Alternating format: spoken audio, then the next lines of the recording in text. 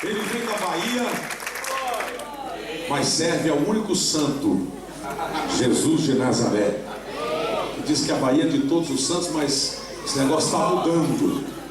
É de um santo só, né? Maravilha.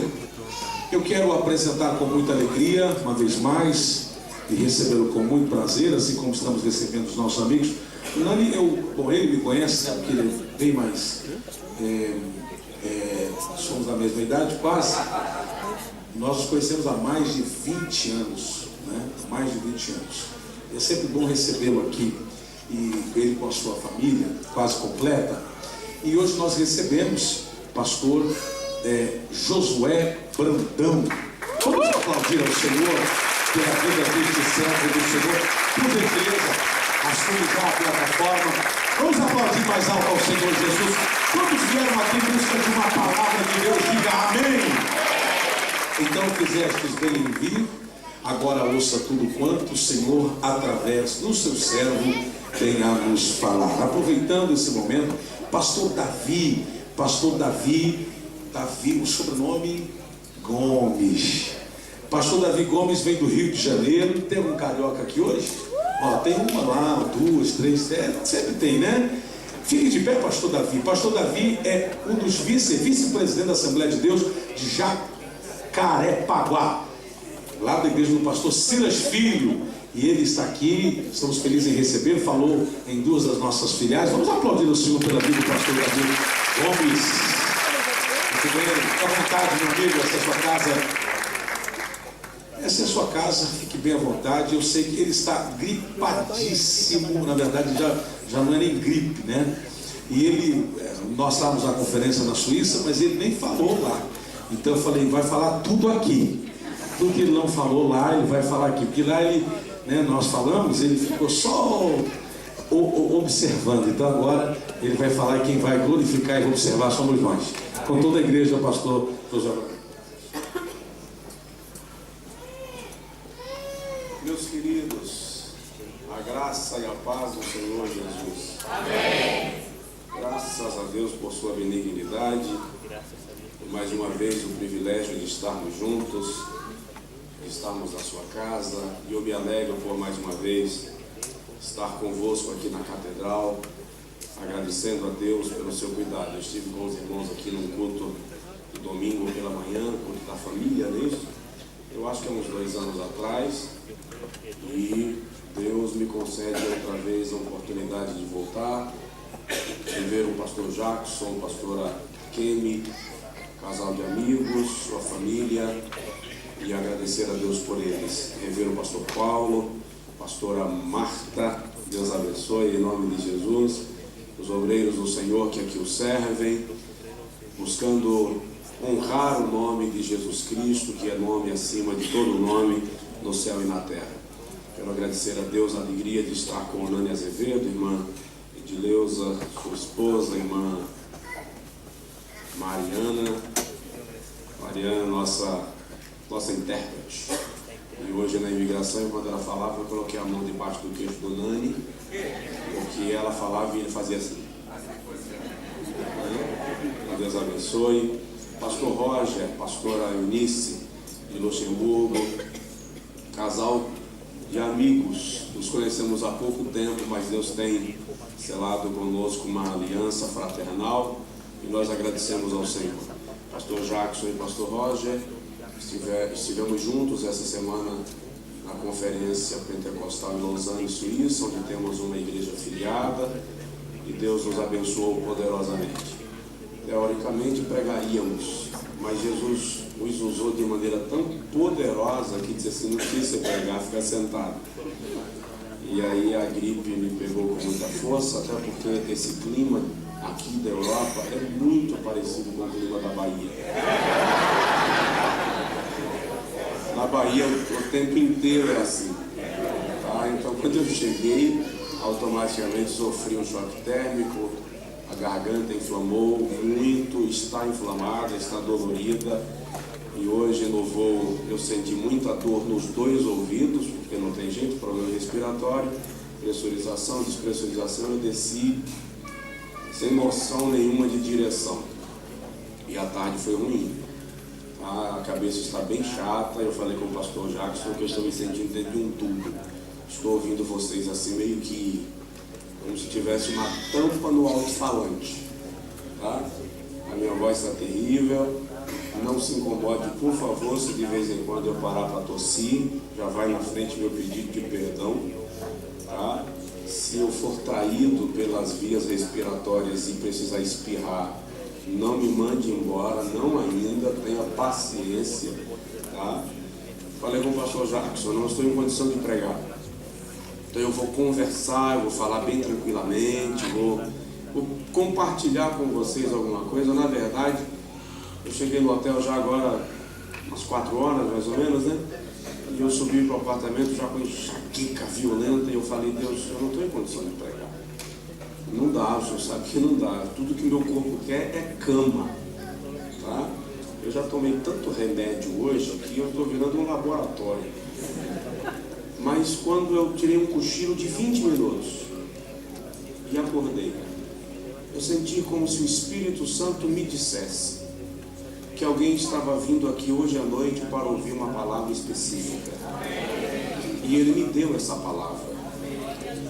Como eu disse, não vai ser uma pregação. Eu vou conversar com você. Se eu tentar pregar, nem os meus pulmões, nem a minha garganta vai me dar o direito de ir no ritmo que eu gostaria. Mas Deus, para falar, não precisa do meu ritmo, do meu timbre, do que eu planejei, do meu método. Deus sabe falar. Deus sabe falar. E a palavra que Ele me deu para esta noite foi: você faz a sua história. Você faz a sua história. Diz aí para a pessoa do seu lado isso. Você faz a sua história. Não é o teu pai que faz a tua história. Não é a tua mãe. Não é o teu marido. Não é a tua mulher. Não é o teu filho. Você não pode permitir que as pessoas decidam a sua história. Você não pode permitir que o seu passado defina ou determine o seu futuro. E é isso que eu quero compartilhar com vocês. Eu encontrei uma senhora e ela me falou de uma situação que estava vivendo e ela estava abandonando o casamento. E eu perguntei para ela, não tem jeito de resolver? Ela disse, não, não tem, é maldição hereditária. E eu disse para ela, senta e me explica. Porque eu já li muito sobre maldição hereditária, tentando entender, e não entrou ainda. Aí eu disse para ela, como eu sou meio lento de raciocínio, de repente a senhora me esclarece. E ela me disse assim, a minha avó era prostituta. A minha mãe também era prostituta. A minha tia também era. A minha outra tia era também. A minha irmã mais velha é. A minha irmã mais nova está caminhando para se tornar. É um demônio na minha família e não sou eu que vou conseguir vencer, ela disse. E aí ela colocou o dedão na ponta do meu nariz, e eu amo quando fazem isso comigo. E disse assim, e a Bíblia diz que Deus visita a maldade dos pais nos filhos até 3ª e 4ª geração. E fez assim, diz ou não diz? Eu disse, diz. Sim, então. Eu falei com ela, então eu estou perdido. Disse, como assim? Minha irmã, eu não sou crente porque o meu tetravô era. Eu sou a 3ª geração de cristãos na família. O meu bisavô paterno era bruxo. Morreu possesso de demônios. Para você ter uma ideia, meu avô contou-me que ele só conseguiu morrer de fato quando alguém lhe esmagou o crânio.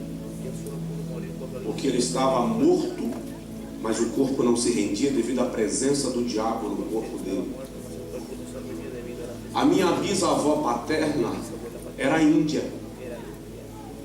foi presa e amarrada para amansar.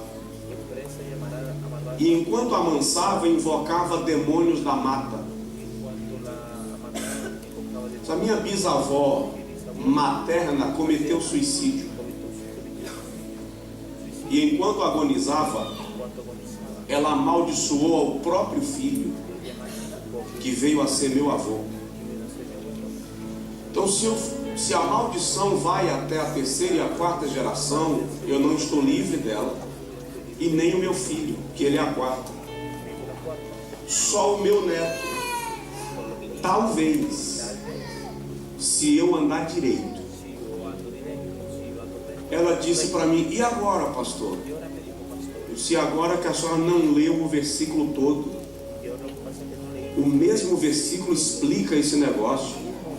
Visito a iniquidade dos pais dos filhos até terceira e quarta geração daqueles que me rejeitam, que me aborrecem, que me detestam. Significa dizer que o diabo pode agir na tua família e na história da tua família uma geração após a outra. Mas em dado momento, quando talvez tenha sido você, aceitou em Jesus a salvação e o livramento, Jeová colocou o pé na porta e disse ao diabo: acabou, chega, que agora em diante é comigo. E eu disse para aquela irmã, a mesma Bíblia que diz que a iniquidade será visitada dos pais dos filhos até terceira e quarta geração, também diz: eu visito e abençoo até 1000 gerações daqueles que me amam. Então preste atenção, a maldição vai até terceira e quarta e a bênção vai até 1000. Dá uma sacudida no teu vizinho e fala com ele: a bênção é maior do que a maldição. É maior do que a maldição. Então eu quero que você entenda que você faz a sua história. Abre comigo a Bíblia rapidinho, 1 Coríntios capítulo 1, versículo 27. Na hora que eu quero me empolgar, a garganta arranha.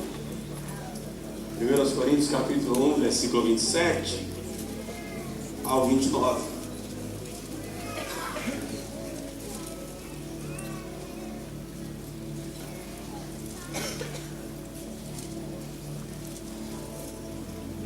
Aleluia. Diz assim: mas Deus escolheu as coisas loucas deste mundo para confundir as sábias.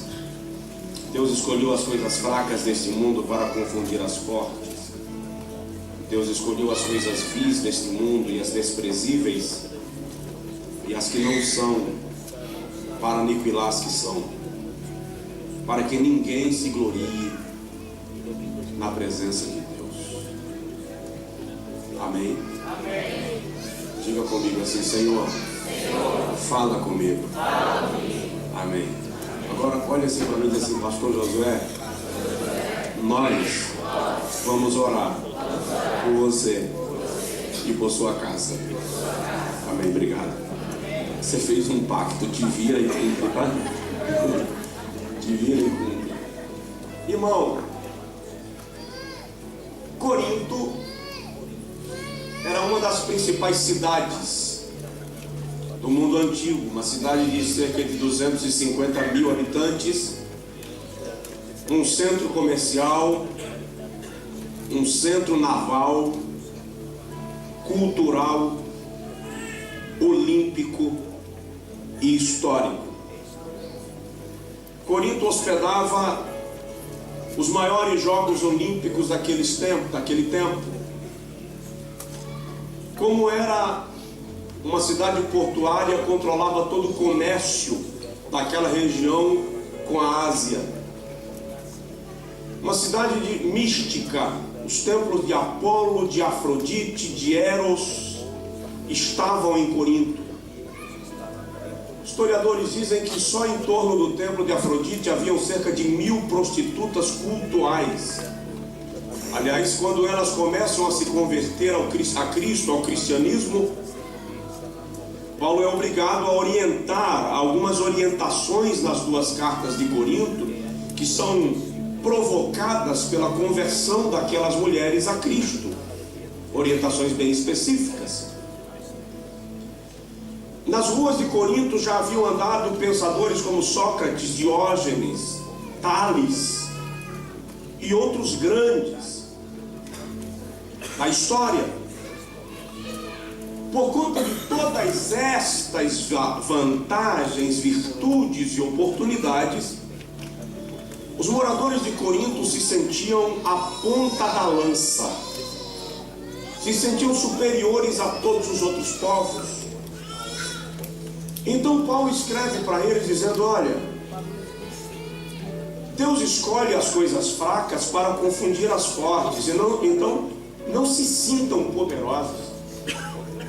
Deus escolhe as coisas loucas para confundir as sábias, não se sintam donos do mundo. Deus escolhe as coisas que não são, destrói as que pensam que são, a fim de que ninguém pense que é alguma coisa diante dele. É isso que Paulo está falando. Paulo então observa para a igreja de Corinto que quando Deus quer fazer algo, ele não depende da grandeza do homem, mas da grandeza dele operando no homem. E o apóstolo Paulo, nesta admoestação àquela igreja, começa a ensinar para ela um princípio de humildade, de rendição, de reconhecimento da soberania de Deus. É interessante que ao longo da história esse comportamento se repete. Você vai encontrar nações, cidades, igrejas, pastores até, que quando a vaidade sobe ao juízo, pensam que o que Deus está operando e fazendo é porque Ele conseguiu chegar lá. E aí a Bíblia está nos orientando que as coisas grandes da história não foram feitas ou realizadas por aqueles que pretendiam ser grandes. Aliás, algumas grandes coisas foram criadas para serem pequenas e se tornaram grandes sem que esse fosse o propósito. O que você precisa entender é que as limitações da nossa história não nos impedem de marcar a história. As nossas tragédias não são justificativas para os nossos fracassos. Você pode nascer, crescer, morrer e desaparecer no tempo. A maioria das pessoas são assim. É mais ou menos o seguinte: no primeiro mês todos os amigos lembram de quem morreu. Isso aqui é uma questão, isso é fato. Isso é fato. Depois de 3 meses, só a família e os amigos mais íntimos lembram de quem morreu. Depois de 1 ano, só a família mais próxima continua lembrando de quem já morreu. Depois de 5 anos, só genitores ou descendentes, esposa, marido, lembra no dia do aniversário: hoje fulano faria X anos. E depois de 10 anos vai lembrar um dia depois: teria sido ontem. Mas há algumas pessoas na história que fizeram diferente. Alguns anos atrás eu estive em Genebra e fomos com uma comitiva de irmãos averiguar alguns templos e catedrais, fazendo um pouco da trilha da reforma protestante. E quando chegamos na catedral de John Calvino, essa semana eu estive lá com o pastor Roger e lembrei disso, até pontuei com ele. Meu filho sentou numa cadeira e disse assim: pai, interessante, tem 500 anos que ele pregou aqui e a gente ainda vem aqui como que para ouvir o eco da sua pregação. Ou seja, houveram pessoas que marcaram a história e que a morte não os tornou esquecidos, nem o tempo os apagou.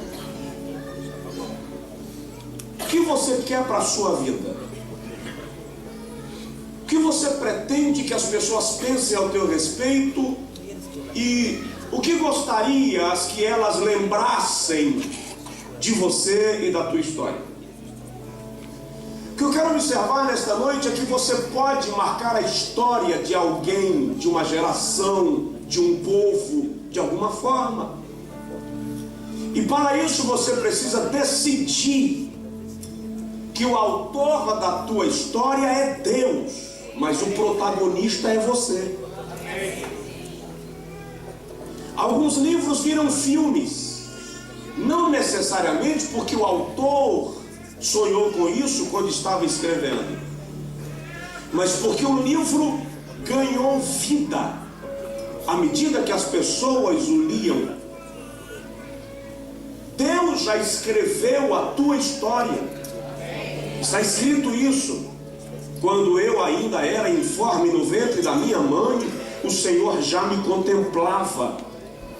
Os meus ossos ainda não haviam sido entretecidos e o Senhor já os montava fio a fio.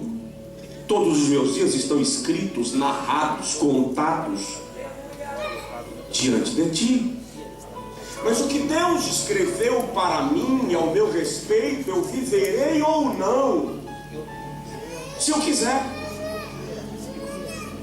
Então o que eu quero observar contigo nesta noite, quais são as atitudes de quem escreveu a sua própria história e entrou para a história.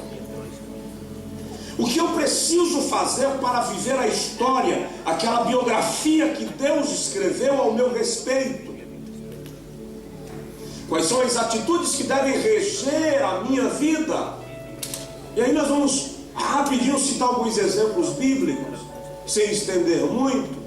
Então eu quero começar pontuando com você que só escreve a sua história aquele que está disposto a fazer sacrifícios. Só escreve a sua história aquele que está disposto a fazer sacrifícios. Até que ponto você estaria disposto a fazer sacrifícios para viver o que Deus planejou para a tua vida? O que você estaria disposto a sacrificar para alcançar o resultado sonhado? Pessoas que não fazem sacrifícios não desfrutam de resultados. É incrível como nós preferimos manter Lázaro doente, em casa, do que morto aos cuidados de Jesus. Acontece que doente em casa você não pode fazer nada, mas se estiver morto aos cuidados de Jesus, Ele pode fazê-lo reviver, porque Ele tem o poder. Quando Deus chama Abraão na terra da Mesopotâmia e diz: sai-te da tua terra, Gênesis 12, da casa do teu pai, do meio da tua parentela, para a terra que eu haverei de te mostrar, e eu engrandecerei o teu nome, tu serás uma bênção, e eu farei de ti uma grande nação, e abençoarei os que te abençoarem, e amaldiçoarei aos que te amaldiçoarem, e em ti serão benditas todas as famílias da terra. Como? Se eu não tenho herdeiro, Gênesis 15. Como abençoar a minha descendência, se eu não tenho descendência? Então Abraão um dia, agora é uma conjectura minha, por favor, Gênesis 19, Abraão teve um problema dentro de casa. Teve. Até porque, se você observar a Bíblia, Sara era uma mulher submissa, mas uma mulher de temperamento expressivo. Ninguém pensa que Sara era uma boca aberta. Não dá tempo a gente ir atrás para arrancar algumas referências, mas, por exemplo, a temperatura daquela região, meio-dia, chega aí a seus 60 graus. Era meio-dia. E Abraão, em vez de ficar na tenda que era feita justamente para proteger do calor e do frio, Abraão estava do lado de fora, meio-dia, sentado sobre uma pedra. Meu queridão, o cara está meio-dia, numa temperatura de 70 graus, sentado em cima de uma pedra, dentro da tenda, o negócio estava ruim. Estava feio.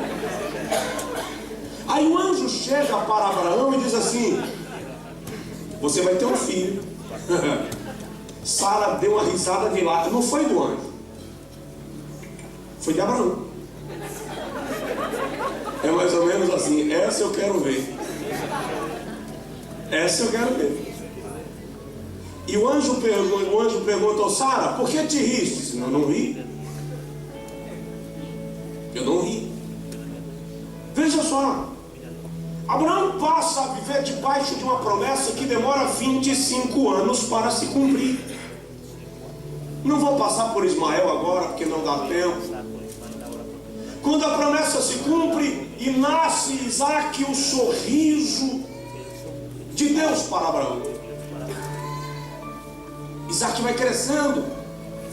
E quando Isaac tem aí aproximadamente 20 anos, sugerem alguns estudiosos, o Senhor chama Abraão e diz assim: Abraão, Isaac, sim, senhor, estou feliz demais com ele, meu filhão, teu único filho, verdade, a quem você ama muito.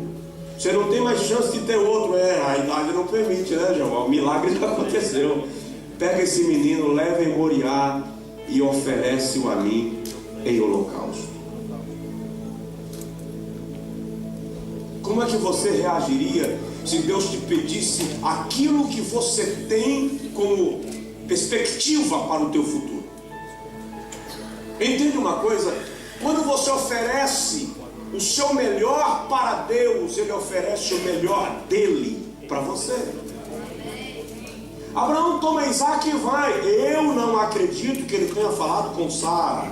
A Bíblia não menciona, mas eu não creio, até porque se ele tivesse falado, Sara teria interferido nesse negócio. E existem processos na vida, e essa é para alguém. Existem processos que Deus te permite passar, que não cabem 3 pessoas. É só você e Ele. É um tratamento dele contigo. Você conversa com a esposa, ela diz assim: encosta a cabeça aqui e chora, mas não pode fazer nada. Você conversa com o marido e o marido diz: estou contigo. Procura o pastor e o pastor ora por você, mas o tratamento é de Deus contigo. E não adianta ficar visitando igrejas e igrejas para Deus falar contigo, porque Ele está tratando com você, e o tratamento de Deus já é a sua voz.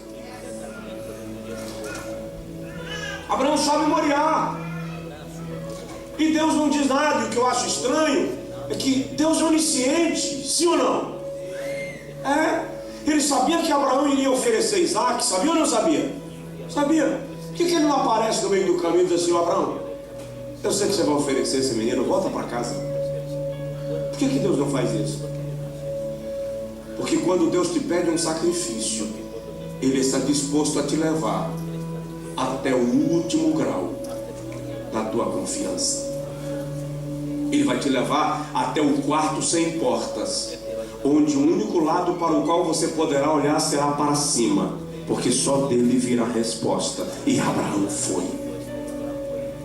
Pergunta para o teu vizinho: até que ponto você está disposto a sacrificar?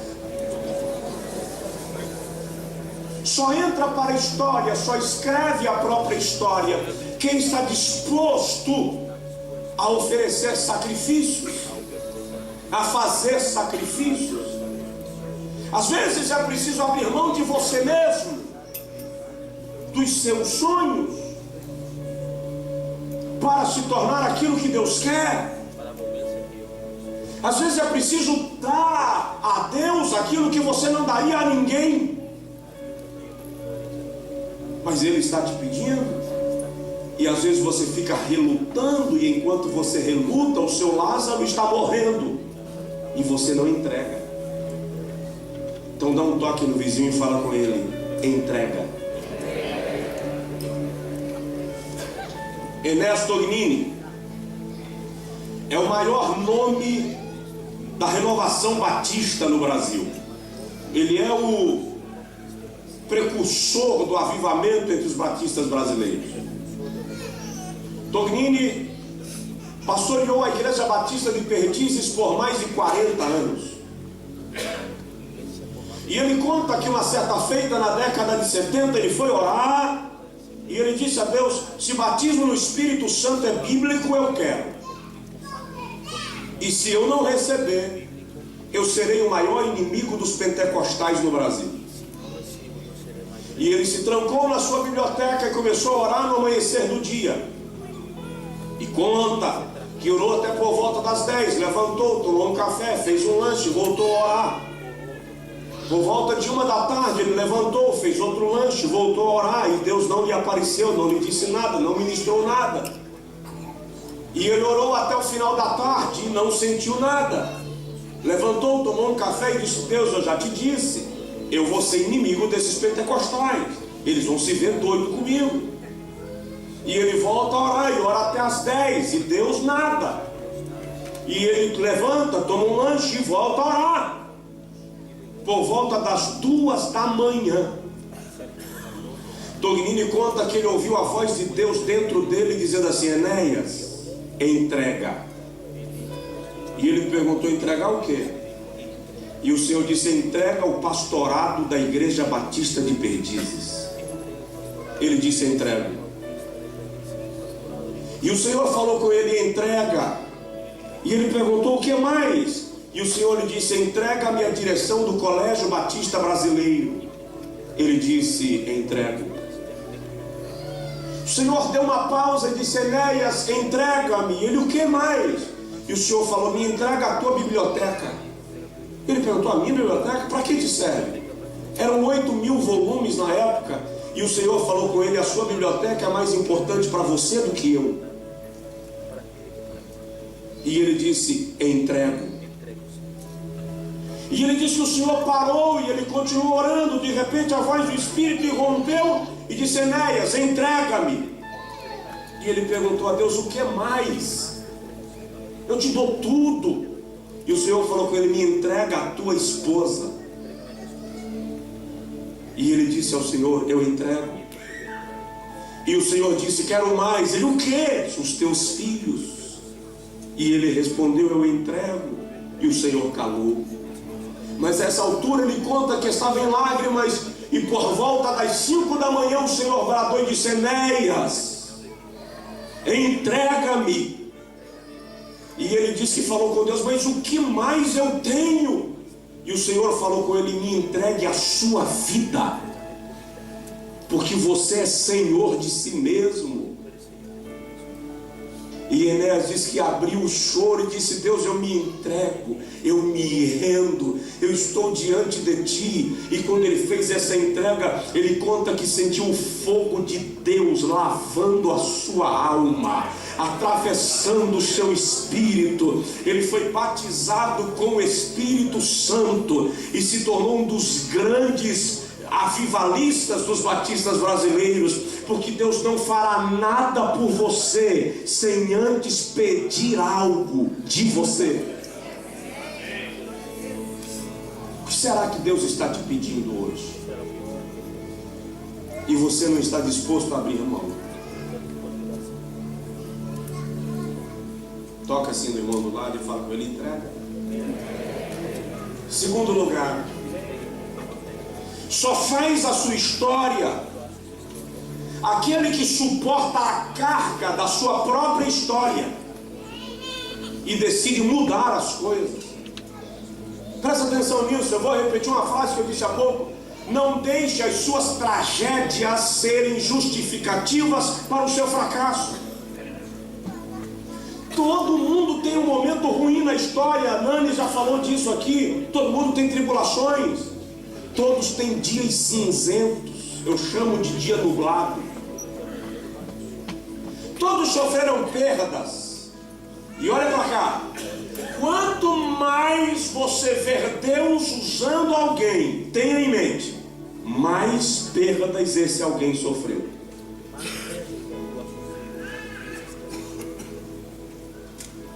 Agora, você não pode aceitar que a carga da sua história, que Que os momentos ruins da sua história sejam maestros da sua vida. Decida mudar as coisas. Não seja influenciado pelas coisas ruins que se deram. Tem marido pagando o preço por causa do sofrimento da esposa que aconteceu quando ela era adolescente. E ele nem sabe. Tem filhos sofrendo com pais, porque os pais sofreram quando eram crianças, e o filho não tem nada a ver. Decida mudar as coisas. Não aceite o rótulo do fracasso sobre a sua vida, o rótulo da miséria sobre a sua vida. Não aceite. Deus é contigo e pode fazer de você um grande instrumento. 1 Crônicas 4, 9 e 10, a Bíblia fala de um homem chamado Jabez, e a palavra Jabez significa dolorido, sofrido. Alguma coisa denota que na vida de Jabez, ele nasceu para ser um portador de dores, de sofrimento. Mas o texto diz assim: Jabez foi o mais ilustre dentre todos os seus irmãos. Por quê? Porque ele fez uma oração: que o Senhor me abençoe muitíssimo e amplie as minhas fronteiras, esteja sobre mim a sua mão, para que a minha alma não seja afligida pelo mal. E aí a Bíblia diz assim: e Deus lhe concedeu o que ele havia pedido. Eu não sei como foi a tua história, mas você não pode permitir que as amarguras de ontem roubem o teu sorriso de hoje. Que a vergonha de ontem te impeça a ser honrado hoje. Mude a história. Quer saber de uma coisa? Quem aqui costuma levantar de manhã cedo e pegar aquele limão bem azedo e jogar na boca com casca e tudo e mastigar? Levanta a mão. Ninguém. Mas quem aceitaria uma limonada suíça? Levanta a mão. Vou te dar um conselho. Não dá para mastigar limão, mas dá para transformar limão em limonada. Então pegue as tragédias da sua vida e transforme em limonada. Coloque-as em seu favor. Deus está com você para isso. O peso da tua jornada pode ser mudado pelo sacrifício de Jesus e a tua atitude. Pastor Jackson pregou em Lausanne sábado à noite, e ele pregou sobre sobrevivência. Quando ele terminou de pregar e o culto encerrou, e ele estava atendendo alguns irmãos, uma moça me procurou depois daquele culto, chorando. E ela disse: ele pregou uma palavra que me bagunçou. Eu disse: o que foi? Eu não quero o que ele pregou. E eu perguntei: o que ele pregou? Ele pregou sobre sobrevivência. Eu disse: qual é o problema? Eu não quero viver como ele disse. Como assim? Eu quero sobreviver apenas. Eu estou bem sobrevivendo. Isso não entendi. Ela disse: eu faço terapia e eu gosto de sobreviver. Eu não quero essa vida larga que ele disse. Eu gosto do sofrimento. Ela chorava. E ela só confirmou uma tese que eu defendo há muito tempo: você se acostuma também com o sofrimento. Nós somos capazes de nos adaptarmos à dor. Eu conheço gente que não quer se livrar do luto. Eu conheço gente que não quer se livrar da angústia, do complexo de inferioridade. Por quê? Porque nós padecemos de algo, isso é uma questão psicológica, chamado síndrome da vítima. E o detalhe é que nós gostamos de ser vítimas. Por quê? Porque as pessoas são simpáticas com as vítimas. E nós somos tão viciados na síndrome da vítima que os filmes e novelas, o mocinho, a mocinha, o casal protagonista sofre 180 capítulos para dar audiência numa novela e só vence no último. Porque é o sofrimento do bonzinho que nos prende na frente da tela. Assista filmes de ação. O mocinho apanha até não prestar mais. E se for um Karate Kid da vida, no final basta dobrar a perna que resolve o problema. Só que Deus não pretende que você seja viciado na dor e no sofrimento. Embora soframos, Deus quer mudar a tua história. É tão sério esse negócio da síndrome da vítima, que as pessoas que estão te vendo sofrer oram por você. Deus dá vitória ao teu servo. Jejum por você, dá vitória ao teu servo. E quando você vence, ficam com raiva de você, porque elas gostavam de você quando você estava sofrendo. É fato isso. Por que é que Jesus chega na casa de Jairo e manda umas figuras irem embora? Porque eram as carpideiras. As carpideiras eram pagas para chorarem nas casas onde havia um luto. A primeira coisa que Jesus faz é: vai embora. Por quê? Não queira perto de você quem depende da sua miséria para fazer a feira. Diz aí para o seu vizinho: não queira perto de você quem depende da sua miséria para fazer a feira.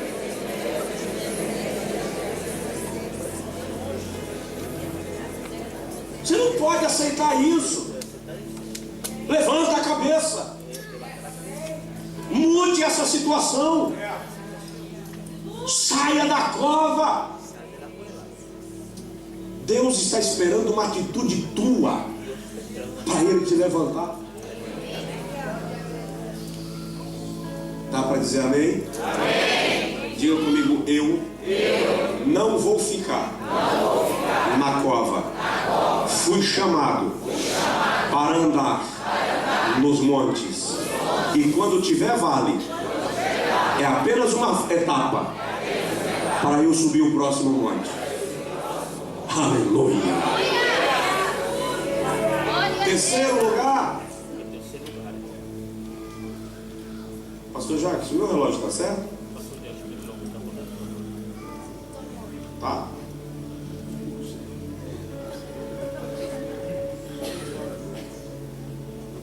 Vou agilizar, tá? Só faz a história quem aceita desafios indisponíveis. Quem vai onde ninguém iria. Quem aceita correr riscos.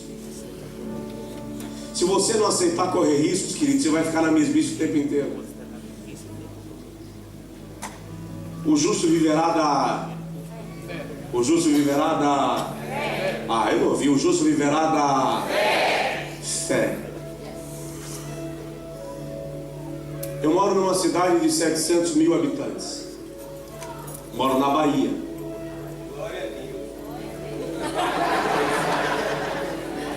Na Bahia, candomblé é cultura. Tá? A igreja que eu pastoreio é uma igreja, eu vou chamar de uma igreja comum. Mas eu comecei a falar com Deus que eu queria comprar um terreno para construir o nosso templo, um centro de evangelismo e faculdade e outros projetos que fazem parte da visão de um homem que tem muita fé e pouco juízo. Normalmente muito juízo não combina com muita fé. Algum vai ficar em déficit. E nós compramos um terreno que hoje está avaliado em 12 milhões de reais. Na época, 2 anos atrás, custou 3 milhões. E o meu pai, que é pastor, perguntou assim para mim: quanto você tem? Eu disse: nenhum real. Se você vacilar esse negócio, eu vou. E vai conseguir dormir? Tenha certeza. Ele falou: eu não entendo. Isso não dá para entender. Compramos o terreno. Já pagamos 2.750.000. Ah, não dá um amém, dá um glória a Deus. Eu estou falando de milagre. Você não faz ideia do tamanho do milagre. Mas quando nós compramos, eu anunciei, foram para a rádio. Comprar é fácil, quero ver é pagar. Foi um bombardeio. Foi uma loucura. Irmãos chegavam para mim, pastor, tem certeza, pastor? E eu confesso para vocês que chegou um momento que eu falei assim, Jesus, será que eu fiz uma besteira? Quando eu vi chegar o dia que tinha que pagar 1 milhão, aí tinha na mão 300 mil, e a conta é para pagar amanhã. E não me pergunta como pagou, de onde veio, porque matematicamente não explica. Eu sei que pagou. Então, se Deus colocar diante de você um desafio, abrace. Ele vai lhe respaldar. Ele vai te honrar no desafio que Ele colocou sobre você. O problema é que tem gente que pensa tão pequeno que não consegue ver quando Deus está lhe dando grandes oportunidades.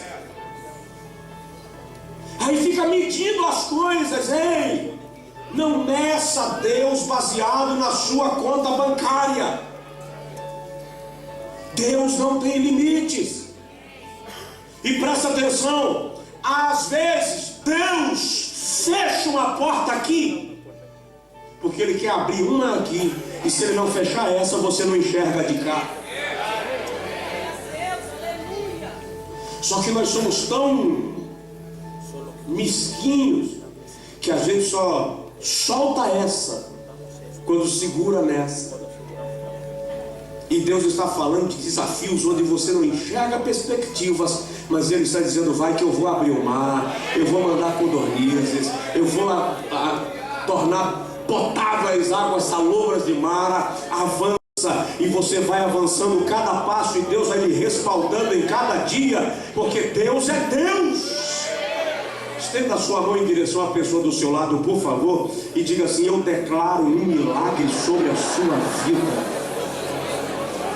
Eu declaro um milagre sobre a sua vida.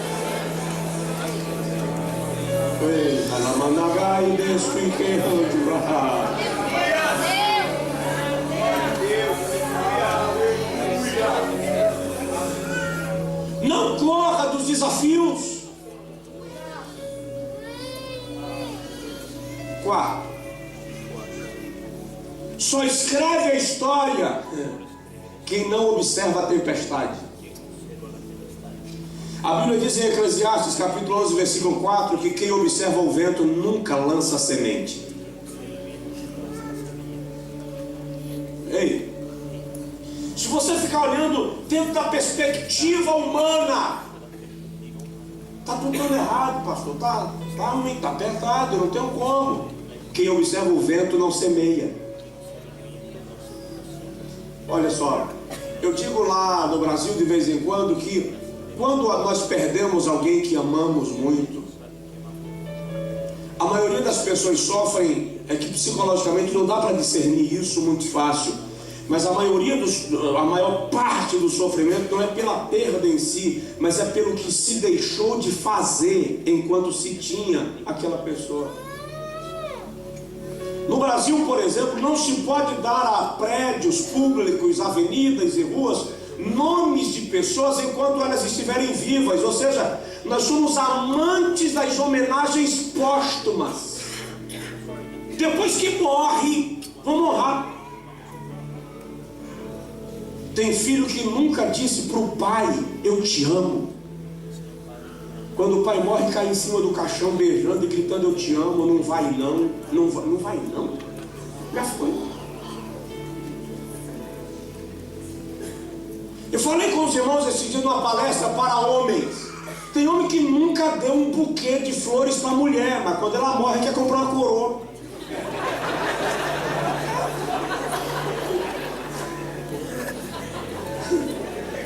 Não compra aquela cama que todo dia ela passa e olha na vitrine de Jesus. Aí quando ela morre, pode botar o melhor caixão. Não observe tempestades, semeie. Semeie, diz aí pro teu vizinho, semeie. Cada oportunidade que Deus criar para você, se aproprie dela. Deixa Deus lhe honrar. de lamentar da vida, lamuriar da vida. Tem gente que está morto, só não caiu, lamenta tanto. Pastor Jeremias Pereira já esteve aqui. Ele conta que um dia saiu da igreja, na 8ª Presbiteriana de Belo Horizonte, encontrou 2 irmãs, e ele disse, se as irmãs quiserem achar ruim, vocês conversam com ele quando ele voltar aqui, tá? Ele disse que as mulheres, depois de 60 anos, não chamam mais umas às outras pelos nomes, chamam de menina. E aí, menina? E aí, menina? E ele disse que lá vem as duas irmãs, menina, se tu soubesse que meu coração está grande, o médico disse que está crescendo. A outra falou, teu coração e meu fígado, que não presta para mais nada. Aí a outra falou, teu fígado e meu reumatismo. Aí elas começaram a fazer campeonato de doença, para ver quem tinha mais. Aí ele disse que abraçou Jesus, se ajoelha que eu vou orar para ver quem vai primeiro.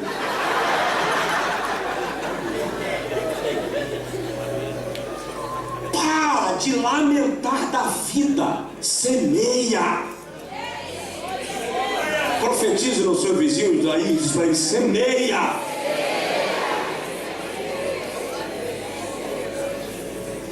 Não se sinta tão pequeno ao ponto de se parecer uma tragédia.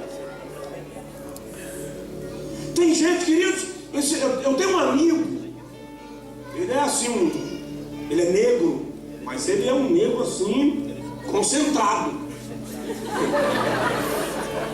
E um dia eu cheguei no local e ele estava querendo dar de tapa em alguém.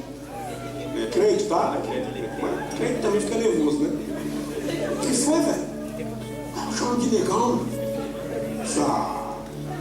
Porque tá batendo o cara porque ele chamou de negão. No Brasil é até um termo carinhoso, gente. E aí, negão?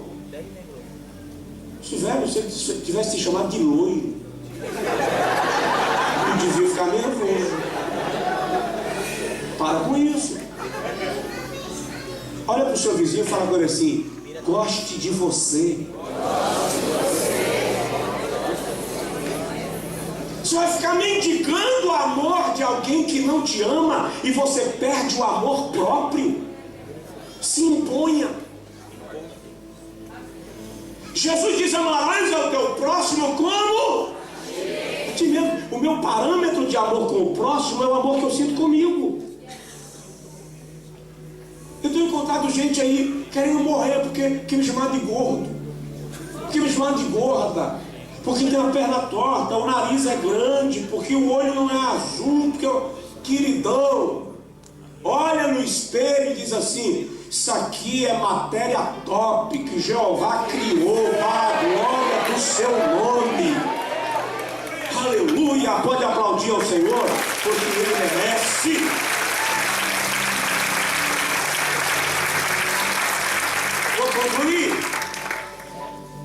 Em outro lugar, só escreve a história quem faz da rejeição um ponto de superação.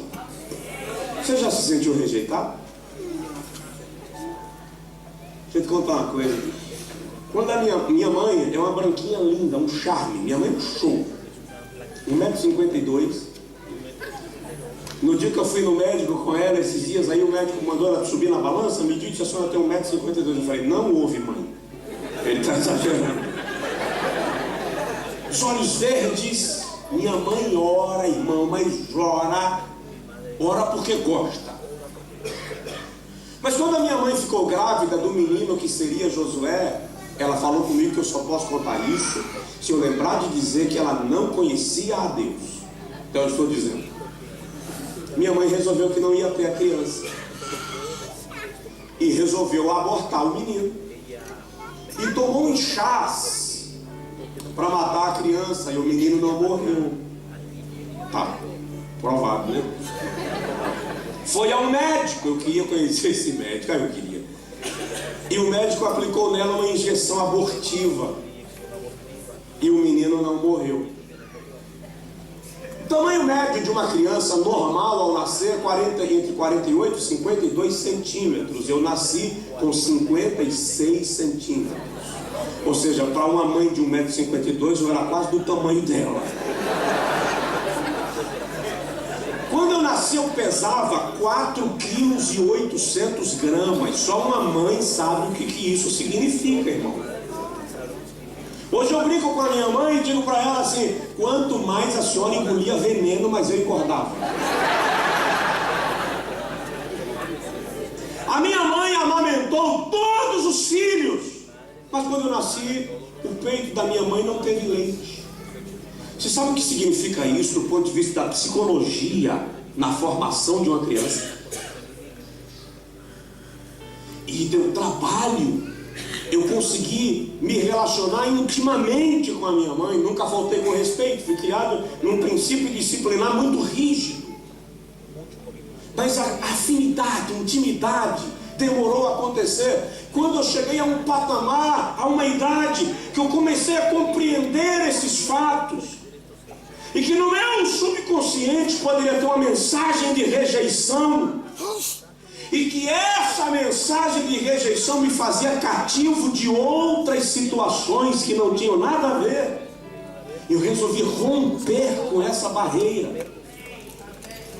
Nem a minha mãe sabia do efeito de todo aquele processo na formação da minha personalidade, mas eu disse para ela: mãe, nós vamos quebrar esse negócio. Eu não posso ser cativo de outras situações, porque gente com trauma de rejeição não suporta um não. Tem problema de autoafirmação. Você sabia que por trás de todo orgulhoso tem alguém com complexo de inferioridade?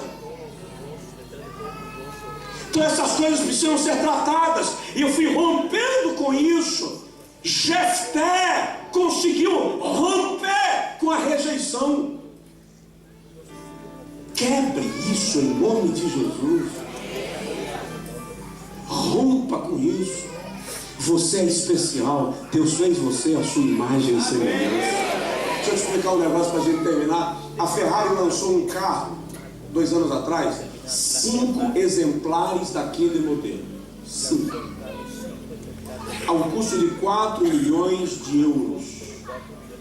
Apenas 5 afortunados no mundo compraram aquela Ferrari. E eles se sentem exclusivos, porque afinal de contas eles têm um modelo que só mais 4 têm. Olha para mim. Você sabia que a sua impressão digital é única? Tem outra coisa que eu não sabia que é única. O seu timbre de voz não tem igual. É único. É por isso que a Bíblia diz que há muitas espécies de vozes no mundo e nenhuma delas sem significação. É por isso que a Bíblia diz: pelas tuas palavras serás julgado. Tudo que você diz é lançado ao espaço, e no dia do tribunal a tua voz vai ser chamada a testemunhar em teu favor ou contra você. Não é Deus que vai te acusar de nada. A tua voz lançada ao espaço dirá o que você fez. Se um camarada que tem uma Ferrari, que mais 4 tem, e ele se sente exclusividade, imagina você olhar no espelho e lembrar que você é único, não tem 2, só tem você no mundo. Você podia dar um aplauso ao Senhor, porque você é único. Fica de pé, por favor, quem puder. Dá uma olhadinha no irmão do seu lado e fala com ele assim: cuida de mim, tá? Não tem outro igual, não.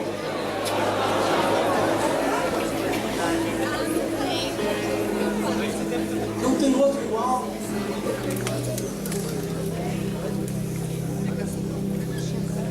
E eu vou concluir te dizendo o seguinte: se você quiser escrever a sua história, não perca tempo com coisas pequenas. O diabo está sempre tentando mudar o nosso foco, nos entreter com coisas menores. E muitas vezes nós estamos aceitando isso, nos apegando a coisinhas. Jesus é o maior exemplo de alguém que sabia tanto a sua missão que não se deixou tentar pelas acusações. Jesus respondia às calúnias que ele recebia? Não. É endemoniado, expulsa demônios pelo espírito de Beelzebul. Jesus respondeu? Não. Por quê? Porque a calúnia não tem eco, mas a tua resposta tem. tua resposta para ele? Então cala a boca. Tentaram pegar Jesus em contradição algumas vezes. Ele ficou tentando se justificar? Não. Não perca tempo com coisa pequena. Eu falei com os irmãos outro dia lá em Feira de Santana o seguinte: não tem jeito, querido, você vai ter que aprender a conviver com gente que tem inveja de você. Não tem jeito. E etimologicamente, invejar não é querer o que você tem. Invejar é querer que você não tenha, ou não querer que você tenha. Então, querido, se você pentear o cabelo, alguém vai dizer que você é vaidoso. Se você não pentear, vai dizer que é desleixado. Se você andar sempre elegante, vão dizer que você é metido a bonito. Se andar desarrumado à vontade, vão dizer que você não tem bom gosto. Se você anda de carro bom, dizem que você é tirado a rico ou que você roubou. Se você andar a pé, diz que não tem dinheiro nem para comprar uma moto. Se você é feio, tadinho. Se você é lindo, metido. Não tem como agradar. Vai ter sempre alguém te malhando. Então não perca tempo. Não perca tempo. Alguém já disse que é normal o cachorro latir para a lua. O que não é normal é a lua responder o cachorro.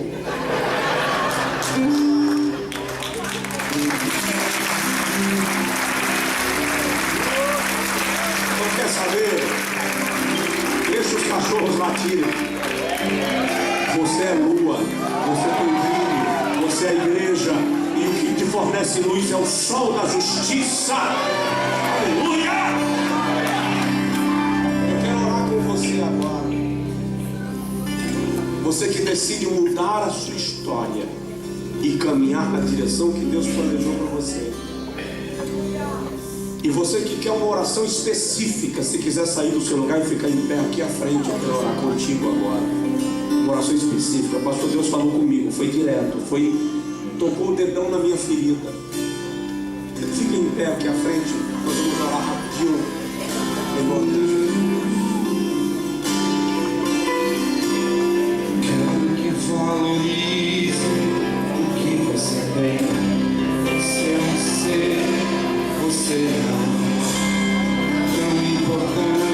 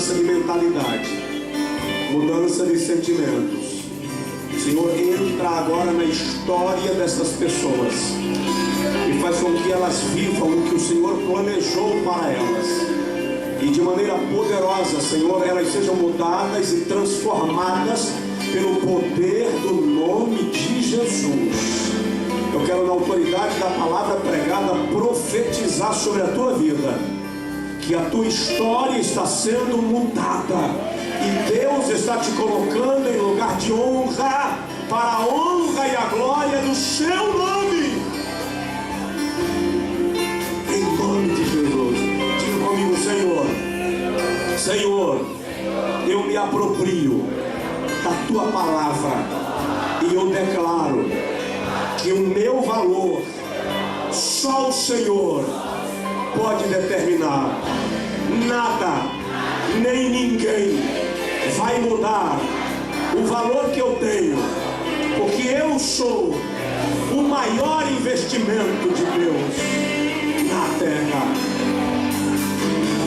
Volta para o seu lugar cantando e dizendo: você tem valor. Abraça alguém e diz isso para ele, vai.